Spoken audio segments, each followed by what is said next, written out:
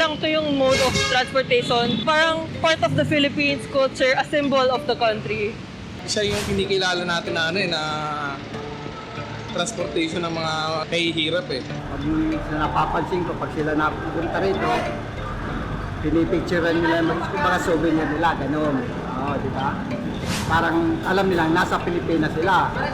Gano'n. Kultura na yan, yung jeep na yan. Kultura na talaga yan.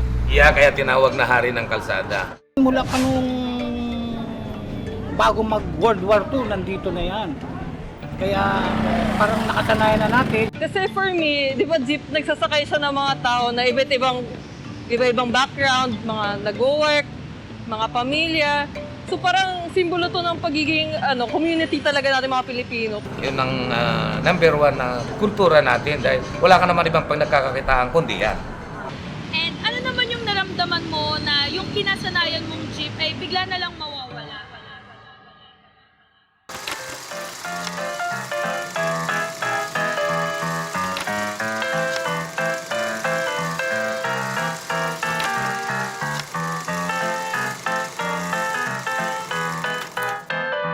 Okay, una, ang jeep na iyan ay mula sa mga Amerikano na after ng digmaan ay naiwan nila yung mga sasakyang pangdigma nila, di ba?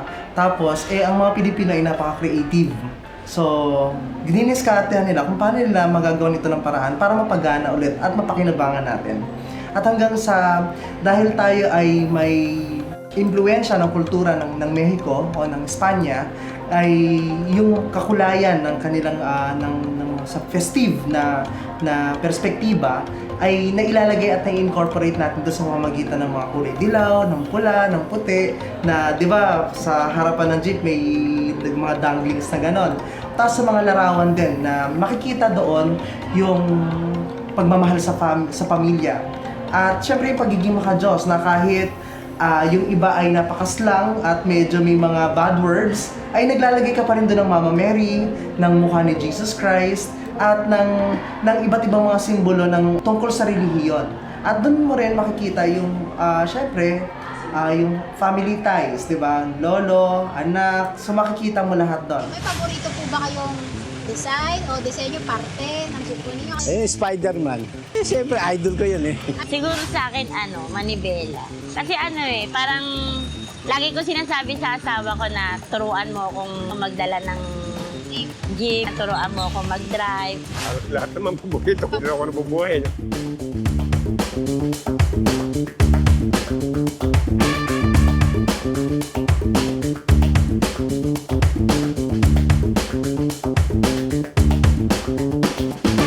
Sa kultura ay makikita din natin na talagang maraming kwento tungkol sa jeepney.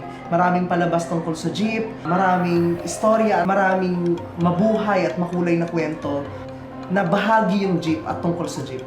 Larawan ng ano yung mga kulturang umimpluwensya sa atin. Ano yung mga kulturang nanaig sa atin. So tulad ng relihiyon, di ba? Pamilya, at ng ating matulain. At maging yung pakikipagkapwa sa loob ng jeep. Maraming kwento diyan ng pakikiisa, maraming kwento diyan ng awa at ng saya doon sa loob ng jeep na yun. At ang jeep din ang naging saksi kung paano tumaas ang mga presyo ng bilihin. Ang jeep din ang naging saksi kung paano nahihirapan at nagrereklamo yung ating mga pasahero. Diba? At ganun din yung mga driver. Ano naman yung naramdaman mo na yung kinasanayan mong jeep ay bigla na lang mawawala? Parang hindi na siya magiging personal. Parang pinipilit mo yung driver, yung jeepney driver na ito na yung gamitin mo kasi gusto ko unified tayo. Nagiging, parang ka na lang, sunod-sunuran, ganun. Mga kawawa naman sila. Siyempre, naghahanap buhay yung mga tao. Kailangan nilang kumita para sa kanilang mga minamahal na mga anak at pamilya. Masakit man sa kalooban natin kasi nga may mga kamag-anak din ako na driver. Pero dahil yun ang gustong mangyari ng gobyerno, wala tayong magawa. Yun ang gusto nilang mangyari. Susunod na lang talaga ang tao. Ang kultura, pag sinabi natin kultura, hindi lang to basta sa pinag-uusapan sa makulay na mga sayaw, at sa makulay na tradisyon na ginagawa natin, kundi bahagi ang kultura ng pang-araw-araw na ginagawa ng isang tao. 'Di ba? Sa isang lipunan, malaki itong malaking dagok ito, hindi lang sa mga driver, kundi sa mga pasahero na ating pinagsisilbihan.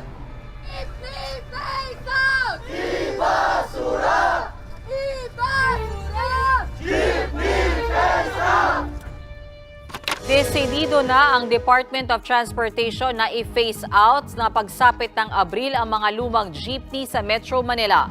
Muli ring pinanindigan ng Transportation Department ang jeepney modernization. Taong 2017 sa ilalim ng administrasyon ni dating Pangulong Rodrigo Duterte nang ilunsad ng gobyerno ang PUV Modernization Program na naglalayong gawing makabago at ayusin ang sistema ng transportasyon sa bansa. Basically, when you talk about the Public Utility Vehicle Modernization Program, that is under the Department Order 2017 DO11 to make sure that everything or in order for the government to enhance the CASA, pag sinabing CASA is the convenient, accessible, and secured and safe and affordable.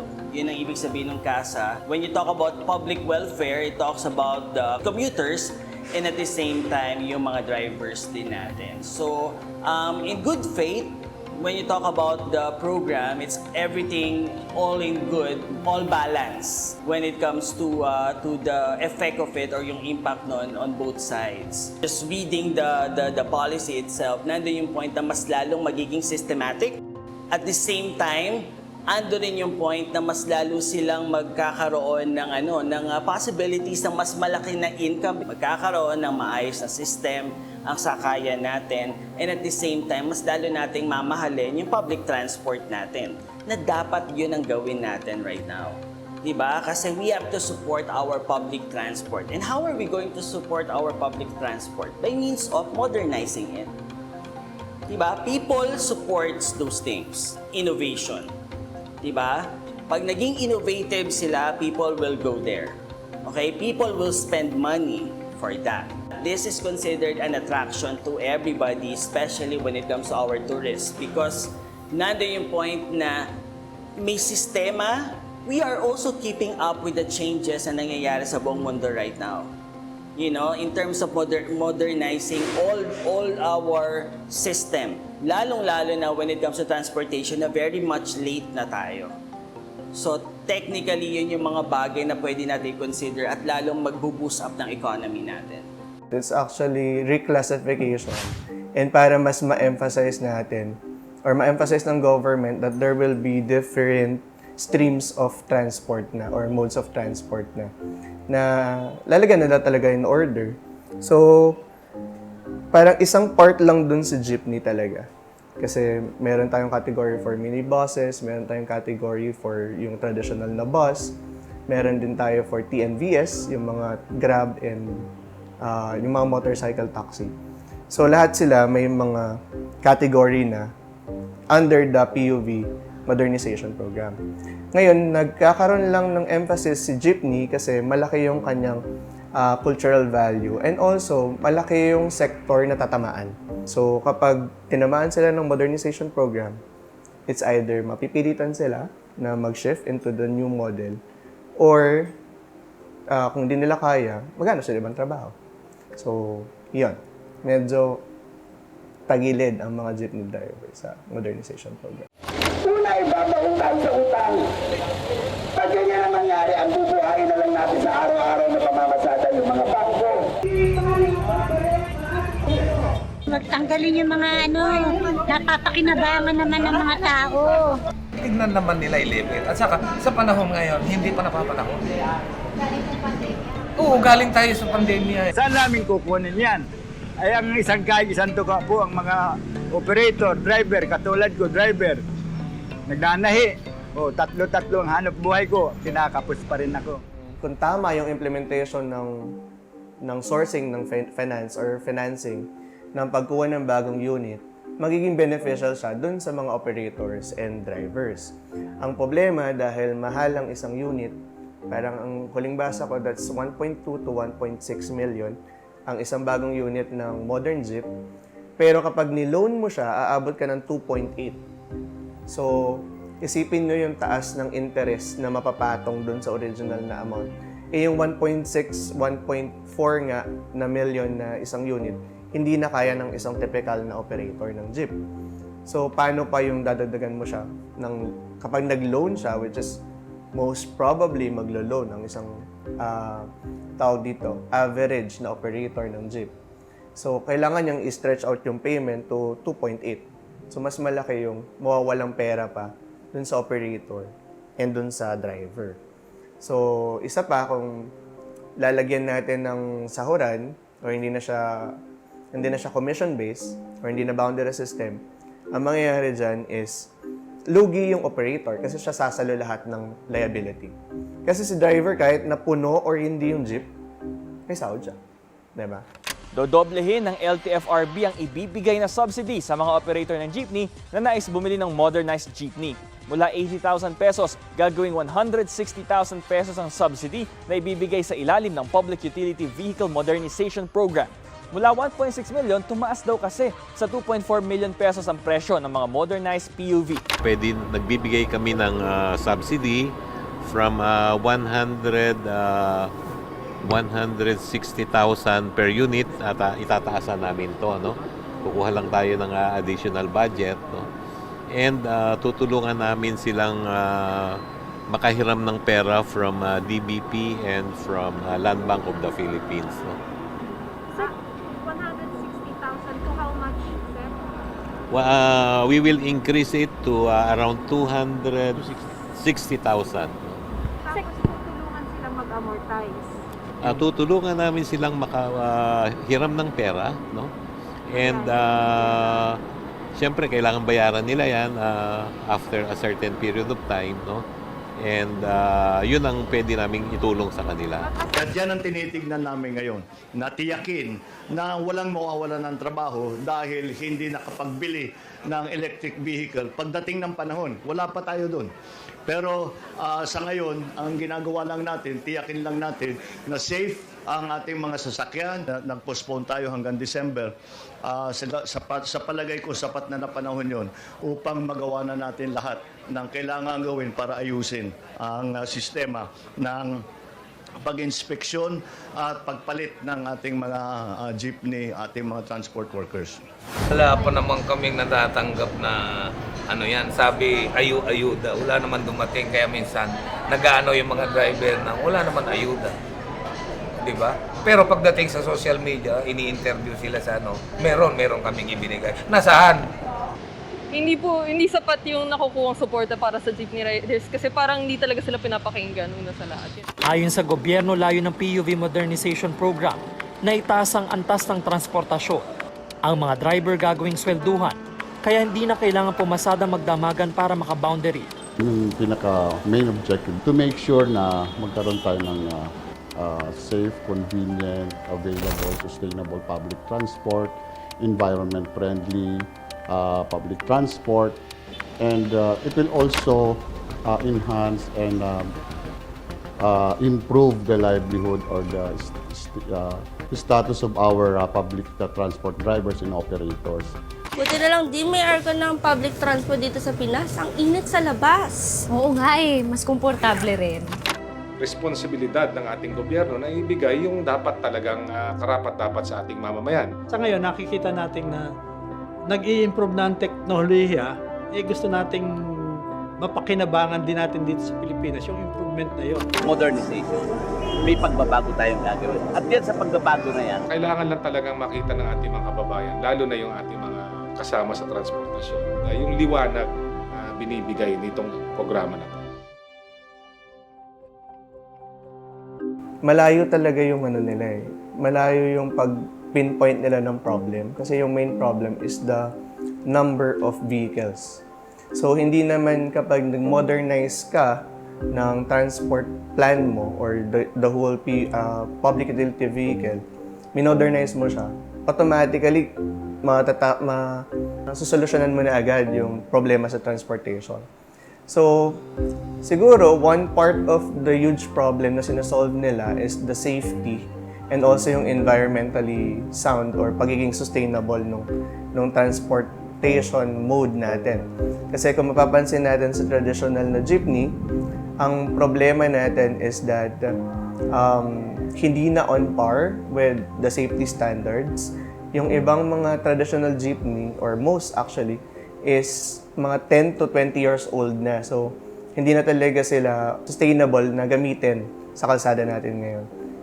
The government must always remind the public, lalong-lalo na i-remind nila lalo yung mga drivers natin na sila talaga yung maapektuhan dito, na parang tell them all over again what are the benefits, all over again what are the things na dapat natin i-consider. Kasi one thing in the world right now na hindi naiintindihan ng tao, yung word na change. People always want the change.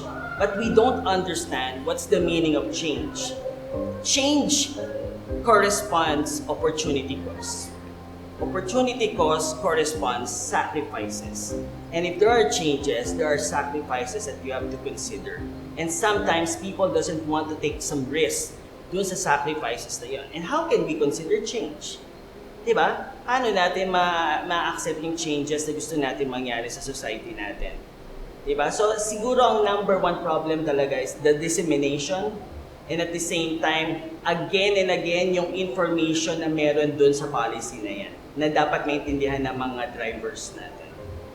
So, the more na pinapatagal natin yung modernization plan, or the more na hindi specific yung tinatarget ng modernization plan, the more lang na yung mga tao would give up on the public transport. So makikita nyo yun, di ba? Ang dami ng mga tao na would opt to buy cars, private cars. Or bumili na lang ako ng motor kasi mas madali yun kaysa mag-public utility vehicle. So the more na pinapatagal nila yung modernization, yung pag-implement ng modernization plan, the more na nawawalan ng pag-asa yung mga tao sa public transport. So yun, mas malaking issue yun. So kailangan maging decisive din sila kung paano nila i-implement yung plan. Tignan naman nila yung level. At saka, sa panahon ngayon, hindi pa napapanahon. Oo, galing tayo sa pandemya eh. Kumbaga nagsisimula pa lang tayo na nagre-recover.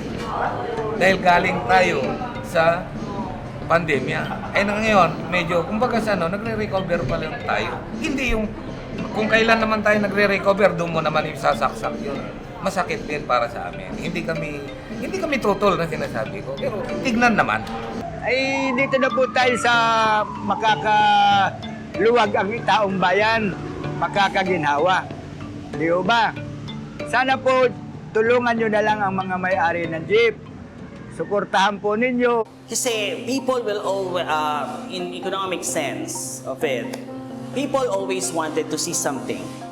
Successful in the sense that you are seeing more of them, more of those vehicles, diba, na modernize, nandun na sa nasa street na natin. Doon natin masasabi na parang, okay, it is doing well already.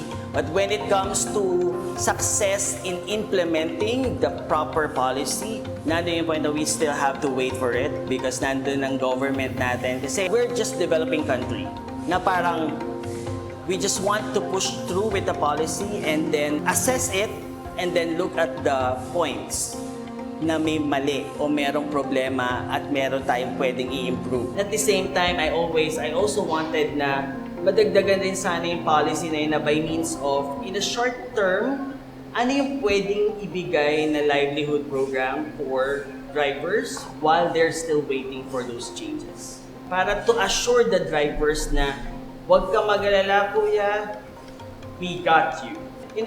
Kailangan nila na assurance. Sa totoo lang, yun lang naman ang problema ng mga drivers natin eh. Yung assurance from our government. Diba?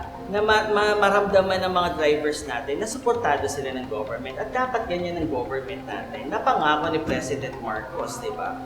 So dapat to make sure at to assure na kaya ng mga drivers natin at susuportan sila ng government. Yun lang yun. Kung tama yung implementation ng sourcing ng finance or financing ng pagkuha ng bagong unit, magiging beneficial siya dun sa mga operators and drivers. Una, yung financing na maayos. Subsidize mo up to 80%. Tapos siguro gawin mong payable yung 20% for the cooperative or operators or drivers. Next, gawin mong sahuran yung drivers. Pangatlo, magkakaroon ng maayos na timing, no, na schedule ng mga public transpo. So hindi mo na kailangan pumunta sa isang lugar hoping na meron pang ganong klaseng transpo sa lugar na yon. Dahil alam mong meron siyang fixed na time, punta ka lang doon, makakasakay ka, makakauwi ka. Ayusin mo yung ruta, magkaroon ng specific na lane. Have you guys been to EDSA? Have you seen EDSA Carousel? Masaya, di ba? Dire-diretso lang. Di ba? Yung mga PUVs, dire-diretso lang. Isipin mo ganun yung gawin mo sa jeep. Mas mabilis makakarating sa from point A to point B ang jeepney kaysa sa private car. Ano ang pipiliin mo? Mag-private car sa EDSA or mag-public transport? Siyempre, pipiliin mo yung public transport. Na isang lipunan para maging masaya o maging matiwasay at yung payak na pamumuhay ay maating, kailangan tugunan mo yung economic, yung political, at saka yung cultural value nito. Una, dapat yung bawat Pilipino at ang pamahalaan ay dapat na mabigyan at malamanan yung tiyan ng sikmura ng kanyang mga kababayan. Pangalawa, political will o political na dapat maayos yung mga desisyon, mga batas, na dapat ito ay nakaangkla at nakalapat sa interes ng masa, hindi sa interes ng mga kapitalista. Sakit man sa kalooban natin kasi nga may mga kamag-anak din ako na driver. Pero dahil yun ang gustong mangyari ng gobyerno, wala tayong magawa. Yun ang gusto nilang mangyari. Susunod na lang talaga ang tao.